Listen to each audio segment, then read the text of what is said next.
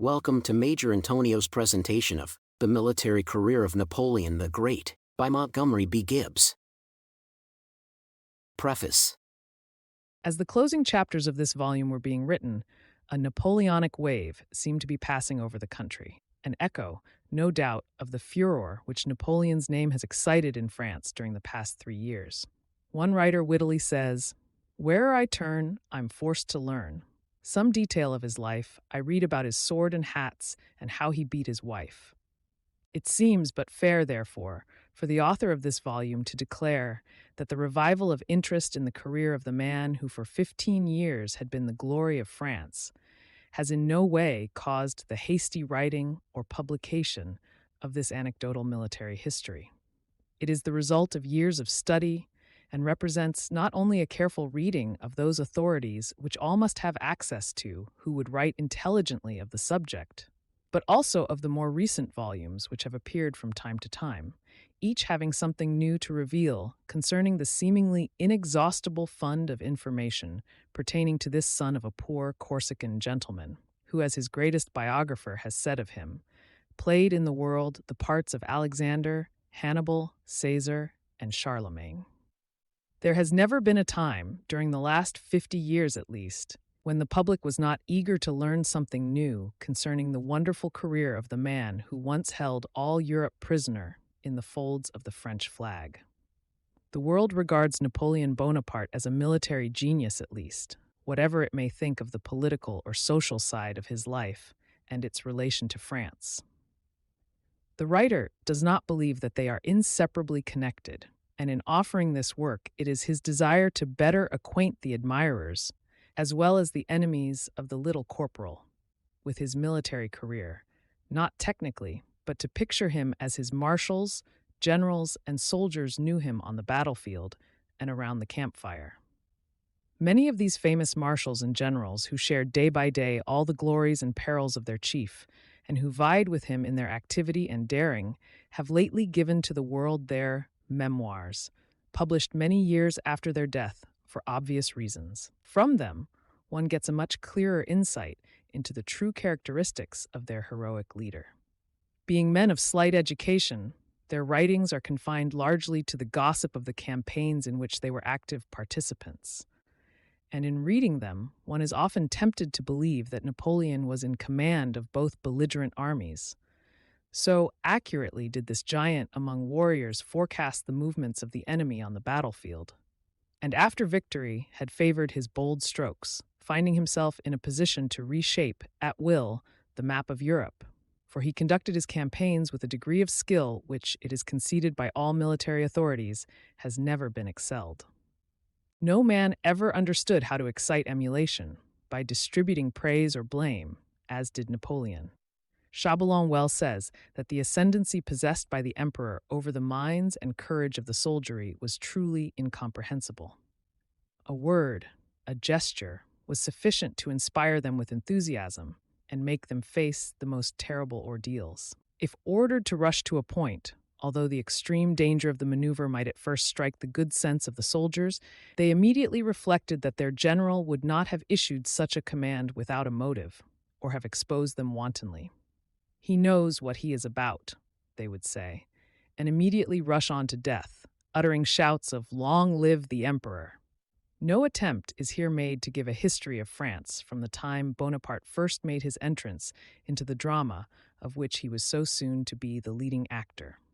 The successive periods of the Revolution, the Directory, the Consulate, and the Empire are only introduced when found necessary to explain the rapidly advancing steps of this wonderful character in history, the worshipped idol of an entire nation, that his military career may be the better understood. Hence, it has been thought advisable to refer briefly, at times, to the relations of France with other countries, and the cause of his spending, during the 10 years of his reign as emperor, exactly 54 days less in camp, and under the enemy's fire, so to speak, than he did in his royal residences.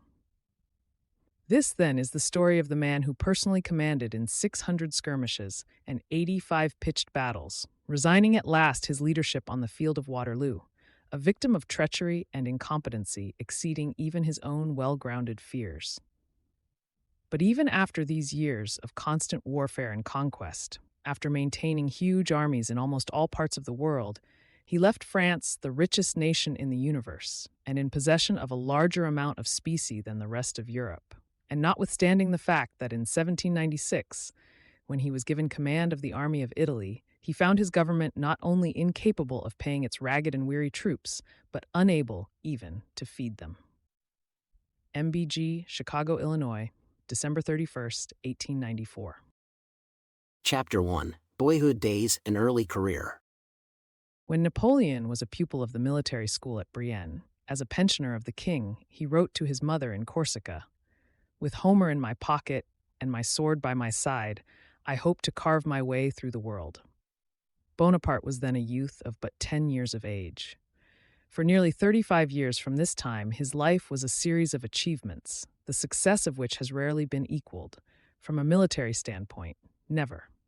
His infancy was only different from that of most other boys in that he showed great animation of temper and an impatience of inactivity by which children of quick perception and lively sensibility are usually distinguished. It has been said that the name Napoleon was given to the newborn infant of Madame Bonaparte, according to a common custom among Catholics, of naming the child after the saint on whose festival it is baptized, and that the 16th of August, the day of young Bonaparte's baptism, was the festival of Saint Napoleon, a saint then peculiar to Corsica.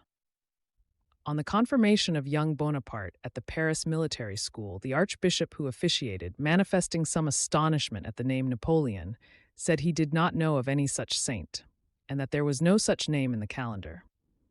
"That should be no rule," replied Napoleon quickly, "since there are an immense number of saints, but only 365 days."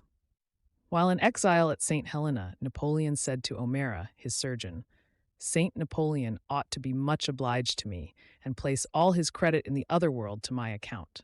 The poor devil! No one knew him once. He had not even a day in the calendar. I procured him one and persuaded the Pope to assign to him the 15th of August, my birthday." It has frequently been said of Napoleon that he was born to command. From his earliest youth, he chose arms for his profession, and in every study likely to be of service to the future soldier, he distinguished himself above his contemporaries. With the mathematical tutors, he was always a great favorite. His ardor for the abstract sciences amounted to a passion and was combined with a singular aptitude for applying them to the purposes of war, while his attention to pursuits so interesting in themselves was stimulated by his natural ambition and desire of distinction in this science. Even before Napoleon began his systematic training for a military career, and while but 9 years of age, he developed a fondness for mimic warfare that frequently astonished his older companions, many of whom were his superiors both in strength and endurance, but none of whom were able to cope with him in strategy, or whose resources, when put to test, were so versatile. At Ajaccio, the place of his birth, the city boys were often engaged in personal encounters with the youths from the country. At first, these contests were but the natural outcome of a jealousy which is so often found to exist between city and country boys who meet upon the same playground. At length, this feeling of rivalry became more bitter, and on some occasions, especially on holidays, when the country lads were in the habit of coming to town, as many as a score of them were often to be found on each side engaged in pitched battles with sticks and stones. The country youths had for a time been eminently successful in these encounters, and were disposed to braggadocio manners. They went about the streets with their heads lifted high, and as a result, the older folks soon began to take an interest in the outcome of the assaults. On several occasions, too, the parents of the youths were interested spectators of the contests, and although the flying missiles were extremely likely to injure the onlooker, no suggestion of putting an end to the battles was ever proposed by the older heads. Young Bonaparte was much chagrined at these defeats, and sought to find reasons for them.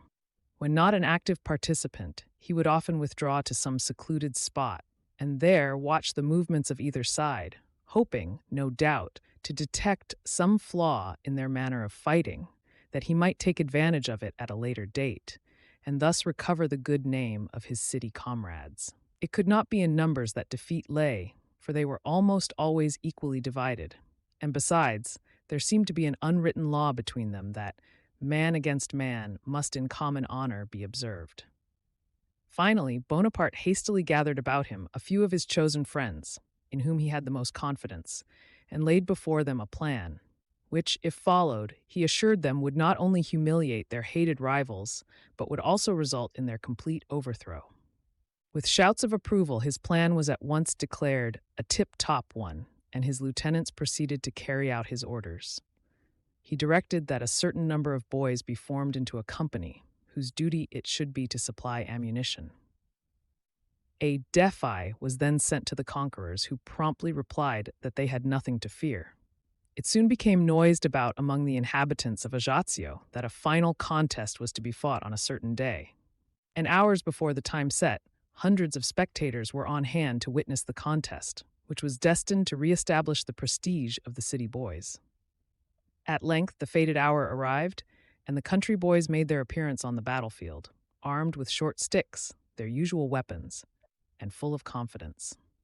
For a short time, Napoleon and his followers maintained their position against these sturdy warriors, although, as heretofore, they found themselves overmatched by mere force of brute strength. Napoleon now gave the signal agreed upon to retreat. Slowly, his forces gave way, endeavoring at the same time to keep up an appearance of fighting to the best of their ability. To reassure the country chaps that they were overpowering their contestants purely on their fighting merits, an occasional rally was ordered by the city leader. But this show of resistance was always followed by him with another retreat, more pronounced than that which preceded it. At length, Napoleon found himself with his followers on the shore of the sandy beach, and the country lads believed themselves conquerors once more. "Victory! Victory!" they cried, as they came rushing up, expecting a complete surrender. In their haste to make a final assault, the pursuers had not noticed that each of the city boys had laid down his stick and had his hand upon the ground. In it was grasped tightly a stone which was still partially covered by the sands of the beach. "Ready! Fire!" shouted Napoleon, and immediately the air was filled with swift-flying stones, each of which was followed by a second and that by a third missile, all landing with terrific force on the unprotected heads and shoulders of the overconfident country lads. They had cried victory before the battle was won. In another moment they found themselves disorganized, and the victims of shouts of derision that came from the spectators who had followed the retreating forces to see the final outcome of the battle. Sticks at a distance of 20 or 30 feet were no match for the new weapons of the city lads, and reluctantly they turned and fled, having themselves no stones to throw. Now it was Napoleon's forces who were the pursuers. But the ranks of the sturdy country lads were sadly depleted, and their resistance was brief. That night, Napoleon was a hero in Ajaccio. With the older folks gathered about him, he told and retold how he and his followers had spent the preceding night burying stones in the sand, that they might have them for weapons on the morrow when Napoleon's plan, which included retreat to this point on the beach, might be turned into the victory they had been assured would follow their arrival there. The student of Napoleon's military campaigns will detect in this maneuver a striking similarity to more sanguine contests on the battlefield where human lives were at stake. Throughout his life, Napoleon's stronghold was strategy, and never was it more clearly illustrated than in this harmless contest of his youth, and to which he often recurred when passing an hour or two with his marshals and generals while preparing for contests on which the fate of France depended. Up to a few years ago, it may to this present time, an interesting relic of Napoleon's childhood was preserved in his native place. It was a small brass cannon, weighing about 30 pounds, and it is said he would leave all other amusements for the pleasure of firing off this dangerous plaything. His favorite retreat was a solitary summer house among the rocks on the seashore, about a mile from Ajaccio, where his mother's brother had a villa. The place is now in ruins. It afterwards came to be known as Napoleon's Grotto. Nothing interested him more during these early years than to hear his mother tell the story of her exciting hardships as she fled from one part of the island to another before the conquering French. Thus, unconsciously, she no doubt nurtured in her second son that warlike spirit which was manifested in him to such a marked degree in after years. During the time Napoleon attended school, young men were taught that the only fame worth striving for was that won by military achievements. Napoleon's parents, therefore, exerted all the influence they could command to gain scholarships for the education of their two oldest sons, Joseph and Napoleon. Their prayers were at last granted owing to the invaluable aid of Monsieur de Marbeuf, Bishop of Autun and nephew of the governor of Corsica. Joseph was to take orders and to be placed in the College of Autun. Napoleon, intended for the navy, was to go to the school at Brienne, having previously gone through a course at Autun so as to learn sufficient French to be able to follow the lectures. They started on this journey, which was to have so much influence on their future lives, on December 15th, 1778. After a halt at Florence to procure papers showing the ancient nobility of the Bonaparte family, and which were necessary to Napoleon before entering the school at Brienne, they proceeded to Autun. The herald declared that young Napoleon Bonaparte possessed the nobility necessary for admission into the ranks of the gentlemen who are educated by His Majesty in the royal schools. Charles Bonaparte had been able to satisfy the authorities that his patent of nobility was authentic and privileged him to sign his name, de Bonaparte. Napoleon arrived at Brienne on the 23rd of April, 1779, having in 3 months at Autun learned sufficient French to enable him to converse easily and to write small essays and translations. At Brienne, whose friendship for him commenced thus early, describes him as follows. Bonaparte was noticeable at Brienne for his Italian complexion, the keenness of his look, and the tone of his conversation with masters and comrades. There was almost always a dash of bitterness in what he said. He had very little of the disposition that leads to attachments, which I can only attribute to the misfortunes of his family ever since his birth and the impression that the conquest of his country had made on his early years. The fact that he was a brave, manly boy, all biographers agree in recording. His poverty subjected him to mortification among his comrades, who also ridiculed him on account of his country and twitted him with the obsolete saint whose name he bore. These taunts he allowed himself to settle with the offenders openly, and never descended to report them to his tutors. On one occasion, with Bourrienne, who became his private secretary in later years, he suffered several days' imprisonment rather than reveal the names of the real offenders who had neglected their duties. Napoleon's promptitude of reply was displayed on many occasions during his attendance at this school. One day, as he was undergoing an examination by a general officer, he answered all the questions proposed with so much precision and accompanied by such a depth of penetration that the general, the professors, and the students were astonished. At length, in order to bring the interrogatories to a close, Napoleon was asked the following question. What line of conduct would you adopt in case you were besieged in a fortified place and was destitute of provisions?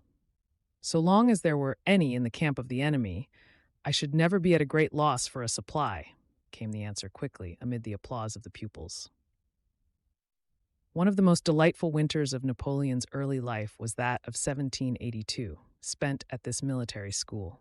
He was just at that age when a boy most keenly enjoys new scenes and new excitements. It was the 13th winter of his life. He was older than most boys are at 13. His mind and his muscles were better developed, but nevertheless, he was still a boy. It happened that this winter was one of the coldest and most severe in the history of France, so memorable by the quantity of snow that fell and which accumulated upon the roads in great quantities. The snow came early and stayed late, and the students could find but little amusement with outdoors.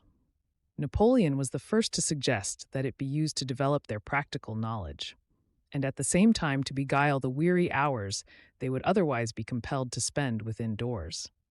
He said one day, "Let us divide into 2 hostile forces and battle while the snow lasts for the possession of the playground." The proposition was received with favor and was unanimously accepted. By common consent, Napoleon, whose authority no one questioned, was chosen to command the projected mimic war, the school being divided into 2 equal armies. Extensive fortifications of snow were at once erected by busy hands, who then armed themselves for the coming fray. So complete were the arrangements that even the inhabitants of the village gave up all other pursuits to witness the battles. For 15 days, while the snow lasted, they built forts and counterforts, dug trenches, constructed bastions, and made or met sallies with snowball battles, neglecting for the nonce their less interesting studies. It is related that Napoleon was greatly enraged one day to find that the other side had tried to get the best of his men by putting a round stone into each snowball, but when someone advised him to imitate the tactics of the foe, he indignantly refused, saying that he would win without doing so or be beaten. The fort of the enemy was at last captured after Napoleon had gone through the formalities of a siege, in which he displayed much of the quickness of combination for which he was noted on the battlefield in after years. His soldierly methods electrified his fellow students and astonished the professors as well.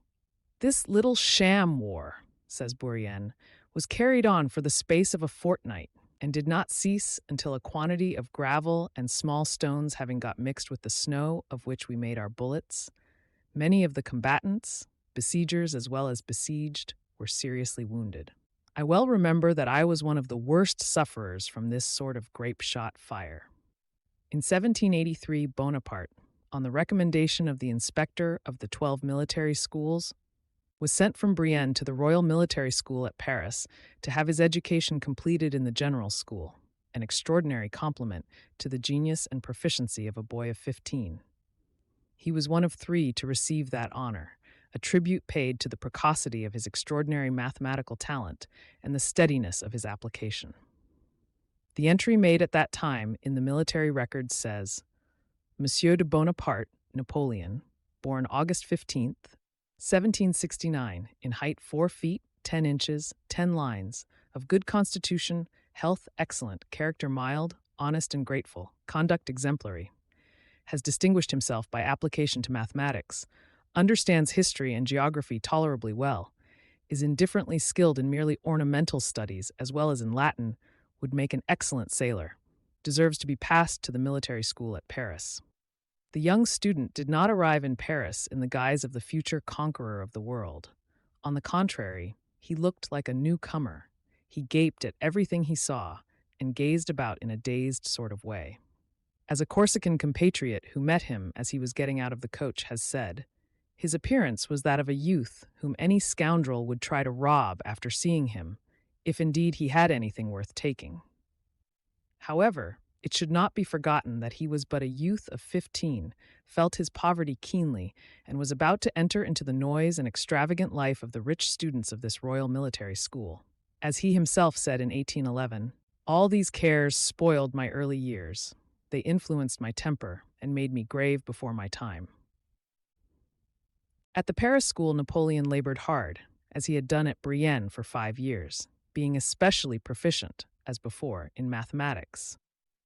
Everything was very luxurious here, and Bonaparte complained in a memorial which he presented to the superintendent of the establishment that the mode of life was too expensive and delicate for poor gentlemen, and could not properly prepare them either for returning to their modest homes, or for the hardships they would encounter in war.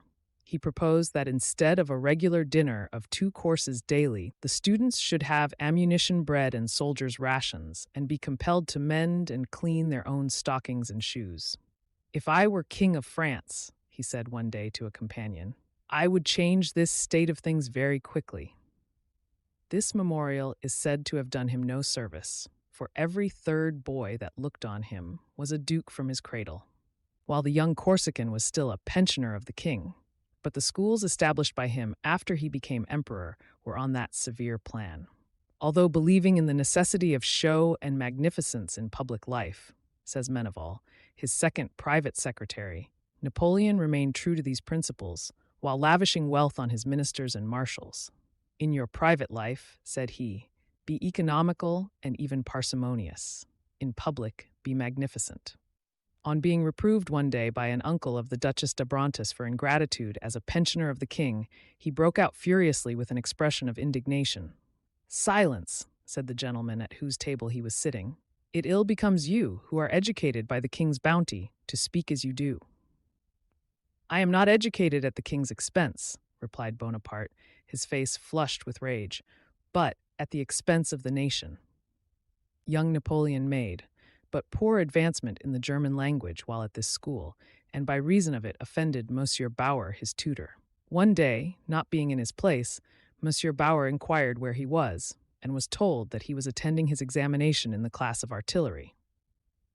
"Oh, so he does learn something," said the professor ironically. "Why, sire, he is the best mathematician in the school," was the reply. "Ah, I have always heard it remarked, and I have always believed, that none but a fool could learn mathematics." "It would be curious," said Napoleon, who related this anecdote when he was emperor, "to know whether Monsieur Bauer lived long enough to ascertain my real character, and to enjoy the confirmation of his own judgment." Napoleon had not been in the military school of Paris a year, during which time his father had died, and had barely completed his 16th year, when he successfully passed the examination in August 1785 for a commission in a regiment of artillery. On September 1st, the decree was signed which assigned Bonaparte as second lieutenant in the company of bombardiers of the regiment of La Fère, garrisoned at Valence. At the time of the examination, there were 36 vacant places. Monsieur de Ferraglio, one of the professors of the military school charged with this examination, is said to have inscribed on the margin, opposite to the signature of Napoleon, the following: "A Corsican by character and by birth. If favored by circumstances, this young man will rise high." This professor was very fond of his young pupil, and when at school is said to have occasionally supplied him with pocket money. After his death, Napoleon granted a handsome pension to his widow. Napoleon's corps was at Valence when he joined it. Arriving there, he was an occasional frequenter of the drawing-room of Madame du Colombier, and it is said he made love to her daughter. But when not so engaged, he was devoted to his military studies, and read frequently from the Lives of Plutarch, a volume of which he generally carried about him. He also occupied himself in writing a History of Corsica, which, when completed, the Abbé Raynal and other friends praised very highly. But he was unable to find a publisher for it. At Valence, Napoleon found the officers of his regiment divided, as all the world then was, into two parties, the lovers of the French monarchy and those who desired its overthrow. Napoleon openly sided with the latter. "Had I been a general," said he in the evening of his life, "I might have adhered to the king. Being a subaltern, I joined the patriots." In the beginning of 1792, Napoleon became captain of artillery, unattached, and happening to be in Paris, witnessed the lamentable scenes of the 20th of June, when the revolutionary mob stormed the Tuileries, and Louis XVI and his family, after undergoing innumerable insults and degradations, with the utmost difficulty preserved their lives. As he was strolling about with Bourrienne, he saw the mob, numbering between 5,000 and 6,000, ragged and ridiculously armed, coming from the outskirts and making for the Tuileries. "Let us follow these scoundrels," he said. They went with the crowd into the garden before the palace, and when the king appeared at one of the windows on the balcony, surrounded by revolutionists, and with the red cap of liberty, the emblem of the Jacobins, on his head, Napoleon could no longer suppress his contempt and indignation. "Poor driveler," said he, loud enough to be heard by those near him. "How could he suffer this rabble to enter? If he had swept away 500 or 600 with his cannon, the rest would be running yet." Napoleon always abhorred anarchy. He said there was no remedy for mobs but grape shot, and believed thoroughly in the theory of shooting first and listening to peace negotiations afterwards. He was also a witness of the still more terrible 10th of August in the same year, when the palace being once more invested, the National Guard assigned for its defense took part with the assailants. This time, the royal family were obliged to take refuge in the National Assembly, and the brave Swiss guards were massacred almost to a man. Bonaparte was a firm friend of the Assembly, to the charge of a part of which, at least, these excesses must be laid, but the spectacle disgusted him. The yells, screams, and pikes with bloody heads upon them formed a scene which he afterwards described as hideous and revolting. But with what a different feeling of interest would he have looked on that infuriated populace, Those still resisting, though, overpowered Swiss, and that burning palace, had any seer whispered to him, "Emperor that shall be, all this blood and massacre is but to prepare your future empire." He mingled little in society, but he saw much of the people and took sides irrevocably with the cause of the nation. At this time he was without employment and very poor, wandering idly about Paris and living chiefly at cheap restaurants. As yet he had been but a spectator of the revolution, destined to pave his own path to sovereign power. But it was not long before circumstances called him to play a part in this tragic drama, which was then attracting the attention of the civilized world. It was shortly after these stirring scenes in Paris that Bonaparte visited his mother in Corsica, arriving there with his sister Eliza on September 17th, 1792. For the first time in 13 years, the family was reunited, and their joy would have been complete had their circumstances not been so sad. Their resources were diminishing day by day, and the recovery of what was due them became constantly more difficult, owing to civil discords. The only fund upon which they could rely seems to have been Napoleon's pay as an artillery officer. The following year, while Bonaparte was still enjoying the leave of absence from his regiment, an expedition arrived from France to deprive General Paoli, governor of Corsica, of his control, he having denounced the National Assembly as the enemy of France. Paoli endeavored to enlist Napoleon in his cause. Among other flatteries, he patted him on the back and said, "You were cast in an antique mold. You are one of Plutarch's men. The whole world will talk of you." But the young Corsican was loyal to France and was not to be deceived by either entreaties or flattery. He declared his belief that Corsica was too weak to maintain independence, that she must fall under the rule either of France or England, and that her interests would be best served by adhering to the former. Napoleon then tendered his sword to Salicetti, one of the Corsican deputies to the convention, and was appointed provisionally to the command of a battalion of National Guards. The first military service on which he was employed for his native country was the reduction of a small fortress, called the Torre di Capitello, near Ajaccio. He took it, but was soon besieged in it, and he and his garrison, after a gallant defense, and living for some time on horseflesh, were glad to evacuate the tower and escape to the sea. Paoli was soon reinforced by England, and the Bonapartes were among those who were banished from the country. During this Corsican revolution, the inhabitants were much divided as to the rights of England and France in the island. An officer in the French troops, who sided with England, was much scandalized at the position taken by the Bonapartes, Joseph, Napoleon, and Lucien. One day, in the hearing of Napoleon, the officer made use of some very harsh language towards them and was especially bitter against Napoleon. At this, a friend defended him with much warmth and finished by saying to the officer, "Sir, you are not worth a pair of Napoleon's old boots." In the year 1800, Napoleon then being first consul of France, the officer who had defended him, and who had for some time followed his standard, and had been raised to distinction by him, happening to meet Bonaparte among a large party at dinner at the house of the first consul's mother, was drawn aside before the company placed themselves at the table, and with his finger over his mouth, Napoleon said in a half-joking, half-serious manner, "My dear sir, not a word, I entreat you about the old boots." As a result of the insurrection in Corsica, Napoleon saw Ajaccio in ashes, and the home of his childhood pillaged and burned ere he took his departure. His mother and sisters took refuge first at Nice and afterwards at Marseille, where for some time they suffered all the inconveniences of poverty and exile. At that period, nothing was more deplorable than Bonaparte's prospects, nothing more uncertain than the future. But he believed that fortune would not always abandon him. France was in the hands of men who acted largely from self-interest, and here he apparently saw a chance to carve his way to fame by getting in the vortex of the revolution. It was probably on this occasion that he repeated the well-known words, "In a revolution, a soldier should never despair if he possesses courage and genius." Napoleon now resolved to rejoin his regiment. He had chosen France for his country, and ever afterwards it was his home until exiled to St. Helena. During the night of August 27th, 1793, Toulon was delivered to the English, and its subsequent siege and retaking was destined to be the first incident of importance which enabled Bonaparte to distinguish himself in the eyes of the French government and of the world at large.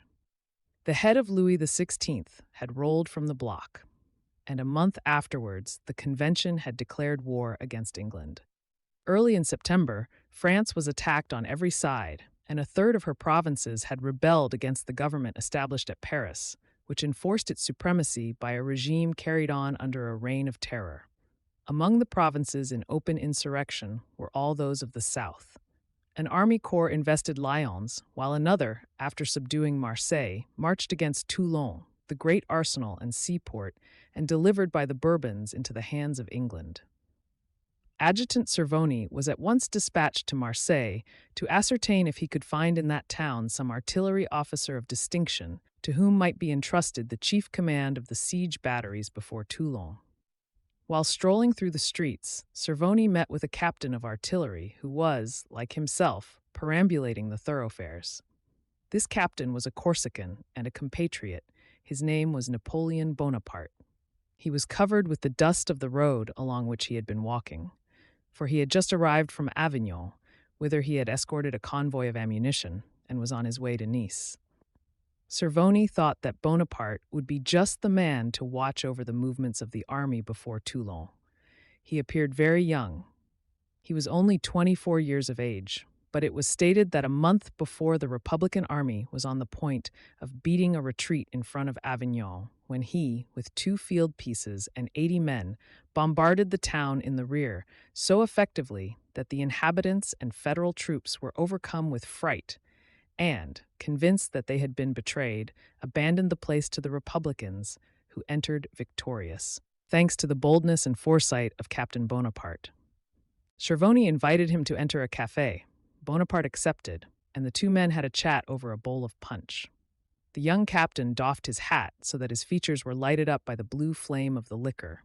His complexion was sallow and his head large, measuring, as it did, 23 inches round. If the size of his skull was large, the space between the 2 cheekbones was enormous. The hair grew low on his forehead, the well-arched brows disclosed large eyes, sharp as steel, cold, clear, and piercing. The aquiline nose was of the most delicate shape, the lower lip strong and receding, while the chin and the jaws were as well developed as the skull.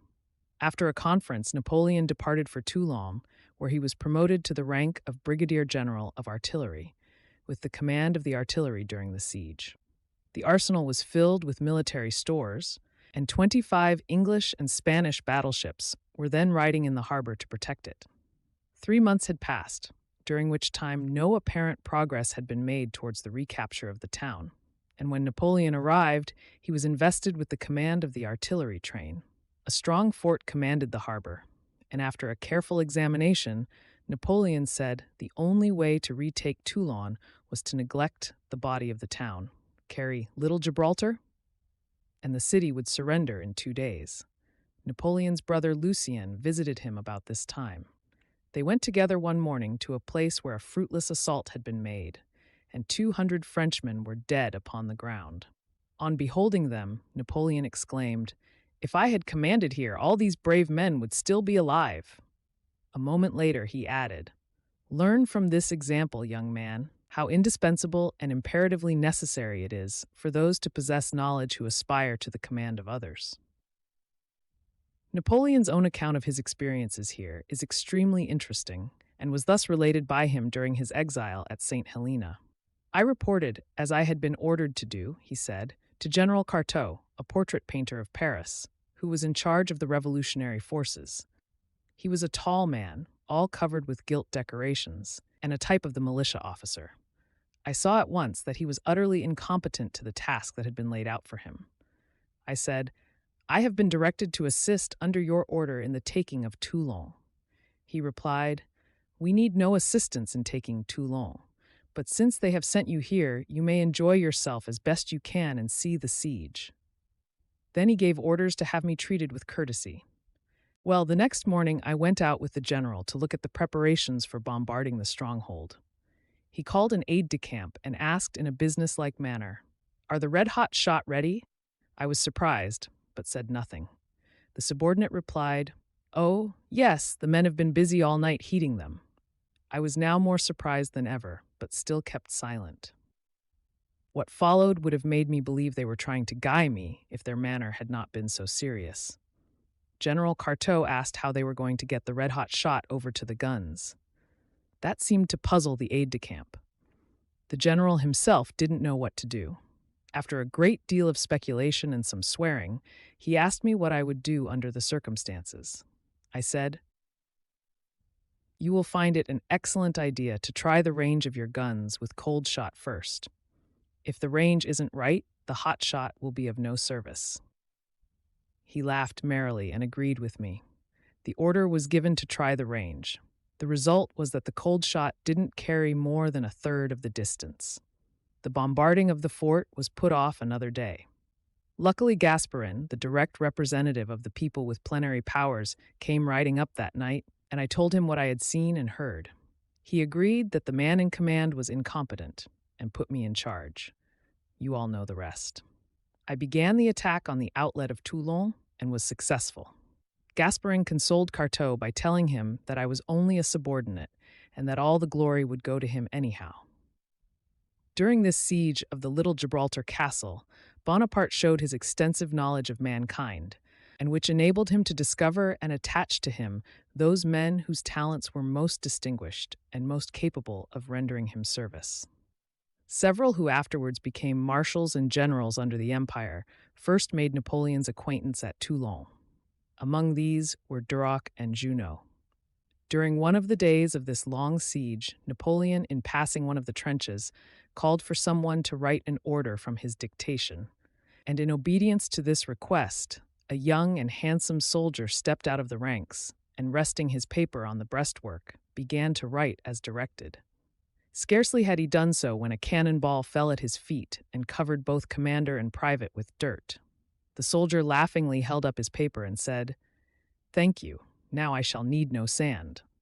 Napoleon was so pleased with his bravery and ready wit that he immediately promoted him. The name of this fortunate man was General Junot. He subsequently became Duke of Abrantes and was one of the most distinguished generals of the empire under Napoleon. An apparent total insensibility to fatigue was observed in the young Corsican officer at this time. He worked through daylight and slept nights wrapped in a blanket under his guns till his batteries were ready to begin operations. During the siege, Paris was very restless, and after a few weeks had passed, it became almost the sole topic of conversation at the capital.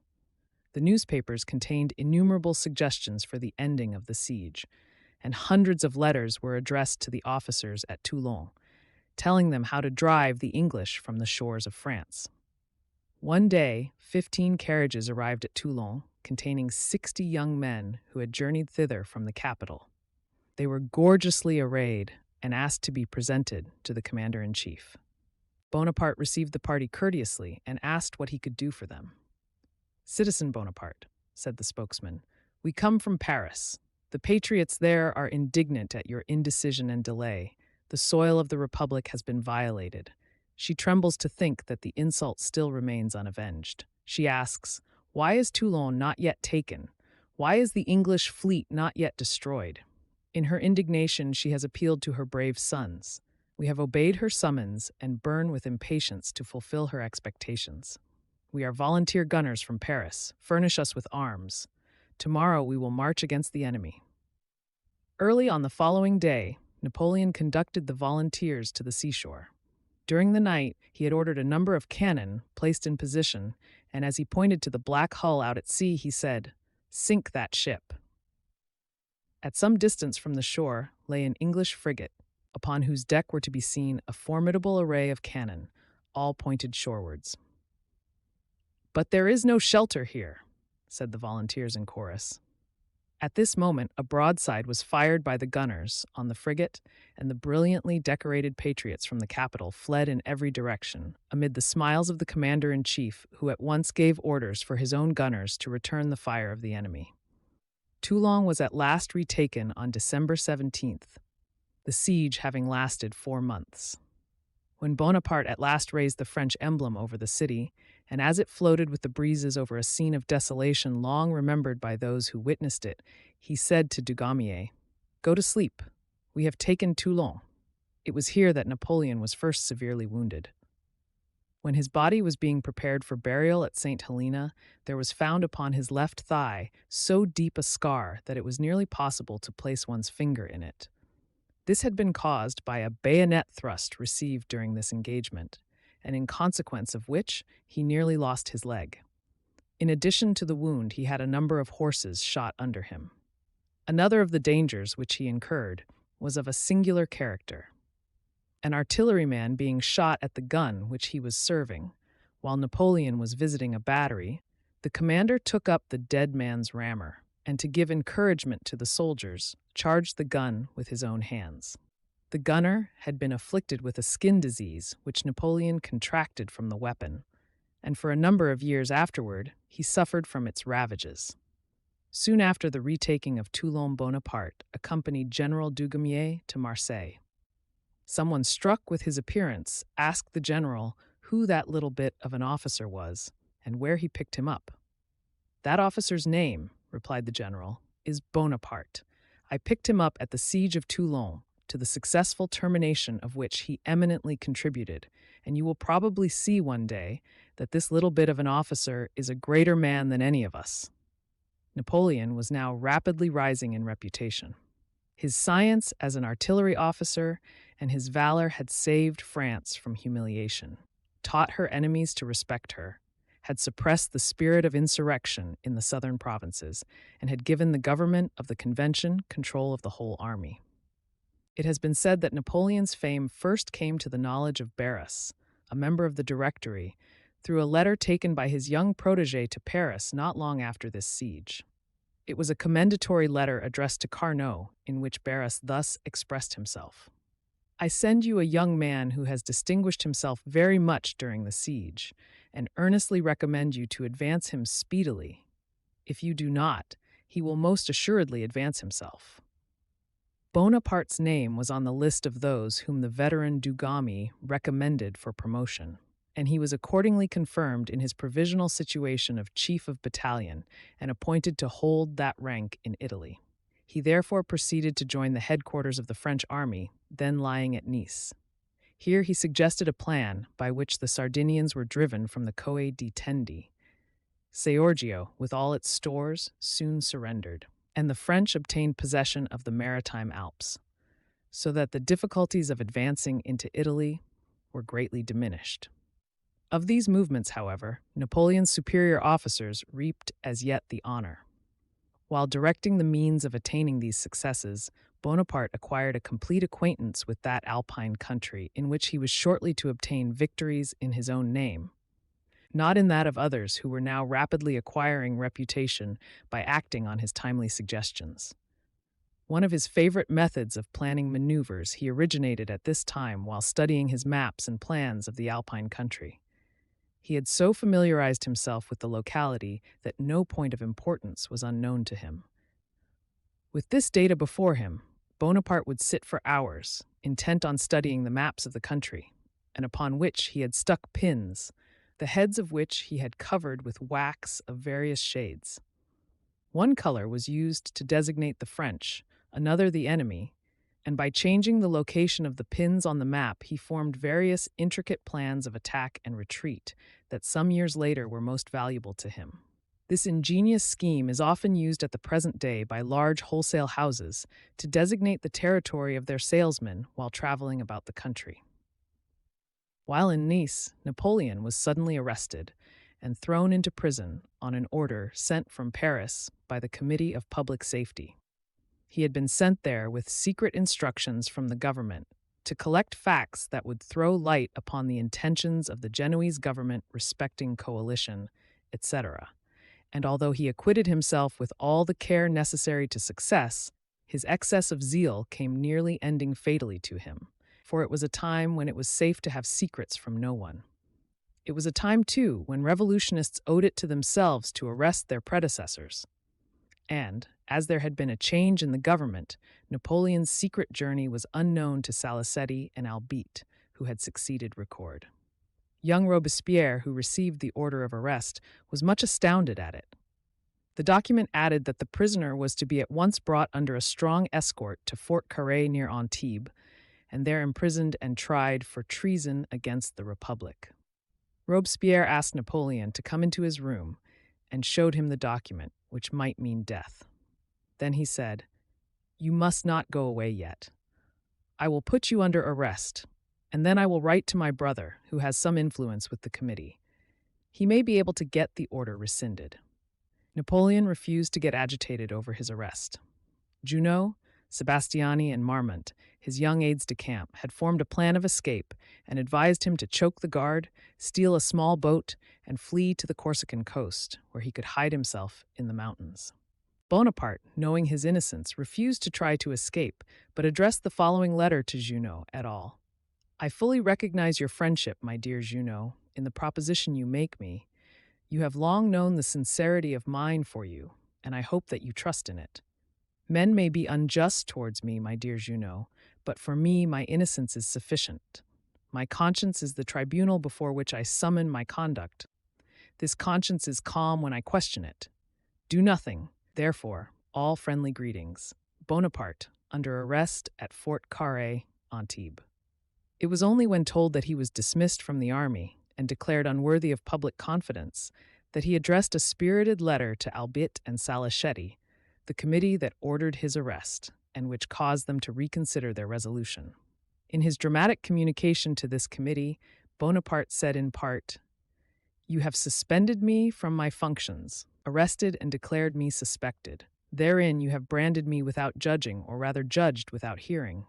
Hear me, destroy the oppression that environs me, and restore me in the estimation of patriotic men. An hour after, if villains desire my life, I shall esteem it but little.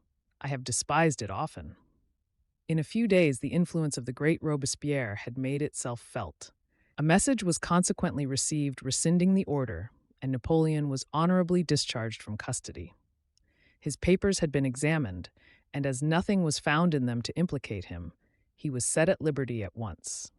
In those stormy times, more than one innocent man had been sent to the guillotine on a less flimsy accusation than this, and Napoleon had, therefore, good reason to be thankful for the interposition of Robespierre. At this time, the young warrior was most studious, and is said to have thus early acquired the habit of taking short snatches of sleep, which seemed to refresh him fully as much as the longer periods required by others. While at Nice, one of his friends, on a particular occasion, went to Napoleon's apartments long before daybreak, and not doubting that he was still in bed, knocked gently at the door, fearful of disturbing him too abruptly. Upon entering his chamber, he was not a little astonished at finding Bonaparte dressed as during the day, with plans, maps, and various books scattered around him. "What?" exclaimed the visitor. "Not yet in bed?" "In bed," replied Napoleon. "I am already risen." "Indeed, and why so early?" "Oh, 2 or 3 hours are enough for any man to sleep," was the general's reply. Some years later, when Bonaparte was forming the Code Napoleon, he astonished the Council of State by the readiness with which he illustrated any point in discussion by quoting the Roman civil law, a subject which might seem entirely foreign to him, since the greater part of his life had been passed on the battlefield. On being asked how he had acquired so familiar a knowledge of law affairs, he replied, "When I was lieutenant, I was put under arrest, unjustly, it is true, but that is nothing to the point. The little room which was assigned for my prison contained no furniture but an old chair and an old cupboard. In the cupboard was a ponderous volume, older and more worm-eaten than all the rest. It proved to be a digest of the Roman law. As I had neither paper, pens, ink, or pencil, you may easily imagine that this book was a valuable prize to me. It was so voluminous, and the leaves were so covered with marginal notes in manuscript that, had I been confined 100 years, I could never have been idle. I was only deprived of my liberty 10 days, but on recovering it, I was saturated with Justinian and the decisions of the Roman legislators. Thus, I picked up my knowledge of the civil law." Bonaparte did not resume his functions at Nice after his release from imprisonment, but repaired to Marseille, where his mother was living in distressed circumstances. Before the end of the year, he again came to Paris to solicit employment. At first, he met with nothing but repulses. Aubry, president of the military committee, objected to his youth, at which Bonaparte replied rather sharply, "One ages quickly on battlefields, and I have just left one." The president, who had not seen much actual service himself, thought he was insulted and treated Napoleon very coldly in consequence. Shortly afterwards, Bonaparte was offered the command of a brigade of infantry, which he refused, declaring that nothing could induce him to leave the artillery. Writing to Sucy, a friend, on this subject, Napoleon said, "I have been ordered to serve as a general of the line in La Vendée. I will not accept. Many soldiers could direct a brigade better than I, and few have commanded artillery with greater success." His refusal was followed by the erasure of his name from the list of general officers in employment. Some time later, he asked for a commission to Turkey to form a barrier against the encroachments of Russia and England, but it was not granted. No answer was returned to his memorial, over which he conversed for some weeks with great enthusiasm. "How strange it would be," he said to his friends, "if a little Corsican should become king of Jerusalem." Already he was contemplating greatness and firmly believed in his star of destiny. At length, he was nominated to the command of a brigade of artillery in Holland. The long-deferred appointment was, no doubt, very welcome, but in the meantime his services were called for in a more important field. When the National Guard sided with the enemies of the Convention and took up arms against the government, a man of force and decision was needed to defend them from the insurgents. A collision had taken place on October 3, 1795, when the troops of the Convention were withdrawn by that body. The insurgents, who represented the 48 sections of Paris, were prepared to attack the Palace of the Tuileries next morning with upwards of 40,000 men and take the government in their own hands. The nation, and especially the superior classes, aided by the Royalists, were indignant at the conduct of the members of the Convention, who schemed to perpetuate themselves in office and formed a most formidable opposition to the measures of the existing government. General Bonaparte was at the theater when informed of the events that were passing. He at once hastened to the assembly, where he found the members in the heat of debate and greatly exercised over their approaching danger. Deliberating with Tallien and Carnot, Barras, who had been present at Toulon during the siege, said, "There is but one man who can save us. I have the man whom you want. It is a little Corsican officer who will not stand upon ceremony." Napoleon was sent for and notified that he had been chosen to defend the government as second in command under Barras. Unknown to the assembly, he had been present at their meeting and heard all that had been said of him. He deliberated on the best course to pursue for more than half an hour and at last decided to take up their cause, if allowed to do so in his own way. When Barras presented Napoleon to the Convention as a fit man to be entrusted with the command, the president asked, "Are you willing to undertake the defense of the Convention?" "Yes," was the reply. "Are you aware of the magnitude of the undertaking?" "Perfectly, and I am in the habit of accomplishing that which I undertake. I accept, but I warn you that once my sword is out of the scabbard, I shall not replace it until I have established order." He refused, however, to accept the appointment unless he received it free from all interference. The trembling convention quickly yielded, and although Barras enjoyed the title of commander-in-chief, Bonaparte was actually in control of the troops. Upon consultation with Menou, who was then in prison and whom he succeeded, Napoleon quickly obtained the information desired. He learned that the available defense consisted of but 5,000 soldiers of all descriptions, with 40 pieces of cannon then at sablons and guarded by only 150 men. Without the loss of a moment, Napoleon began his preparations for the morrow, which was to decide whether the mob was to triumph and France lose all the fruits of her revolution, or law and order be established. His first act was to dispatch Murat, then a major of chasseurs, to Sablon, 5 miles off, where the cannon were posted. The sectionaries sent a stronger detachment to seize these cannon immediately afterwards, and Murat, who passed them in the dark, would have gone in vain had he received his orders, but a few moments later, or had he been less active? When the reveille sounded on the morning of October 4th, over 32,000 National Guards advanced by different streets to the siege of the palace. But its defense was in firmer hands than those of Louis XVI. The hero of Toulon was now at the helm. At the Church Saint-Roch, the column which was advancing along the Rue Saint-Honoré found a detachment of Napoleon's troops drawn up in line with 2 cannon to dispute their passage. It is unknown which side began the firing, but in an instant Napoleon's artillery swept the streets and lanes, scattering grape-shot among the National Guards, and producing such confusion that they were soon compelled to give way. The first shot was a signal for opening all the batteries which Bonaparte had established. The quays of the Seine opposite the Tuileries being commanded by his guns below the palace and on the bridges. In less than an hour, the action was over. The insurgents fled in all directions, leaving the streets covered with the dead and wounded. The troops of the Convention then marched into the various sections, disarmed the terrified inhabitants, and before nightfall, everything was quiet. The sun went down as calmly over the helpless city as though nothing had happened. That same evening, the theaters were opened and illuminated, and there were general rejoicings on almost every hand. Napoleon's star rose that night above the horizon. All Paris rushed to catch a glimpse of the young commander, and for many years afterwards, France continued to look to him for protection, and not in vain.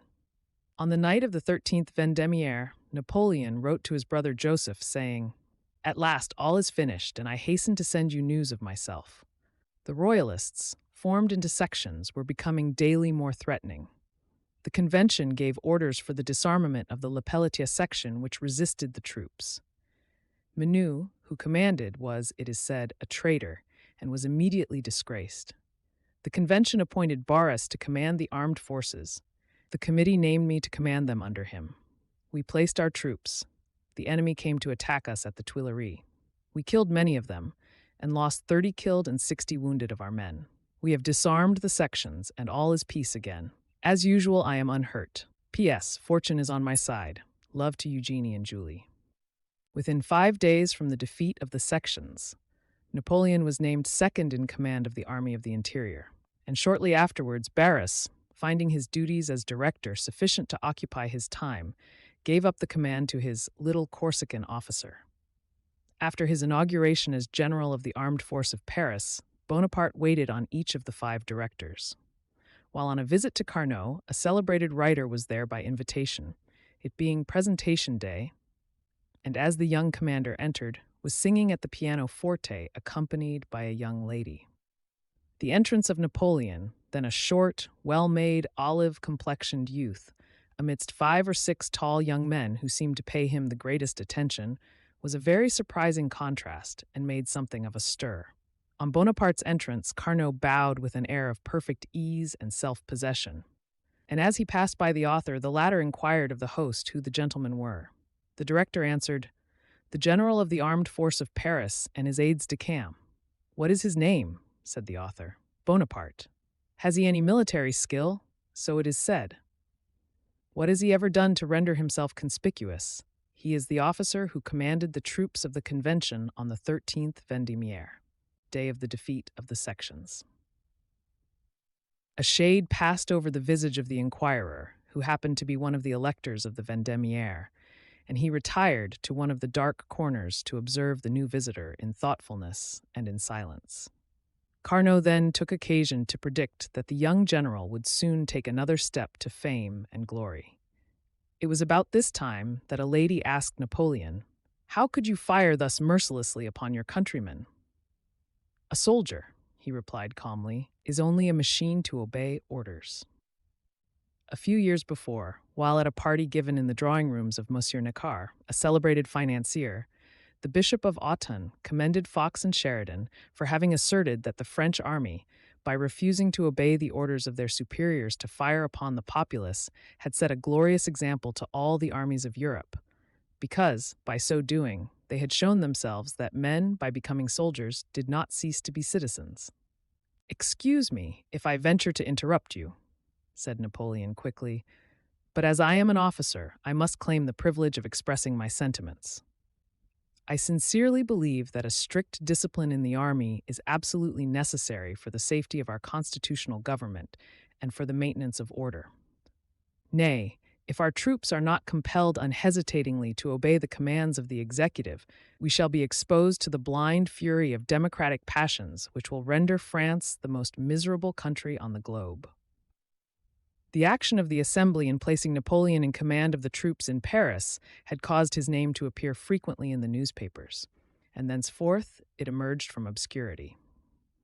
As commander, his first act was to intercede for and gain the acquittal of Menou, his predecessor, who was then in prison, principally because of his failure to put down the rioters. Bonaparte now began to hold military levees, at one of which an incident occurred which gave at once a new turn in his mode of life and a fresh impetus to the advance of his fortunes. A beautiful boy about 12 years old appeared before Napoleon and said, "My name is Eugene Beauharnais. My father, Viscount, and a general of the Republican armies, has died on the guillotine, and I am come to pray you, sir, to give me his sword." Bonaparte caused the request to be complied with, and the tears of the boy, as he received and kissed the relic, excited the commander's interest. The next day, the youth's mother, Josephine Beauharnais, came to thank Napoleon for his kind treatment of her son, and her beauty and singular gracefulness of address made a strong impression upon him. Some time later, he offered Josephine his hand. She, after some hesitation, accepted it, and the young general, by his marriage, which was celebrated on March 5, 1796, thus cemented his favorable connection with the Society of the Luxembourg, and in particular with Tallien and Barras, at that time the most powerful men in France. The first meeting with Eugene and its influence upon Napoleon's marriage with Josephine has been sometimes questioned by historians, many of whom have seemingly neglected the exile's own verification of the story at St. Helena, in which, after relating the incident of Josephine's visit, he said to Dr. O'Meara, "I was much struck with her appearance, Josephine's, and still more with her esprit." This first impression was daily strengthened, and marriage was not long in following. Tranquility was now restored in Paris, and the directors had leisure to turn their attention to the affairs of the Army of Italy, which was then in a most confused and unsatisfactory condition. They determined to place it under it a new general, and Bonaparte, then but 26 years of age, was appointed to the command of the Army of Italy. It is said that when the command was given Napoleon by Carnot, grandfather of the late Sadi Carnot, president of the present French Republic, the latter told him it was to the command of men alone that he could be appointed, the troops being destitute of everything but arms. Bonaparte replied that provided he would let him have men enough, that it was all he wanted, he would answer for the rest, a promise that was soon fulfilled, for instead of an army wanting everything, it became, at the enemy's expense, one of the best appointed in Europe. It was afterwards a matter of dispute between Carnot and Barras as to which of them had first proposed his appointment to this command. It is admitted in one of Josephine's letters that Barras had promised to procure the position for Bonaparte before his marriage took place. One of the directors hesitated and said to Napoleon, "You are too young." "In a year," he answered, "I shall be either old or dead." This concludes today's reading of the military career of Napoleon the Great by Montgomery Gibbs. Join us also next week for the subsequent part. Subscribe to Major Intonio's channel. Thank you for listening, and so long.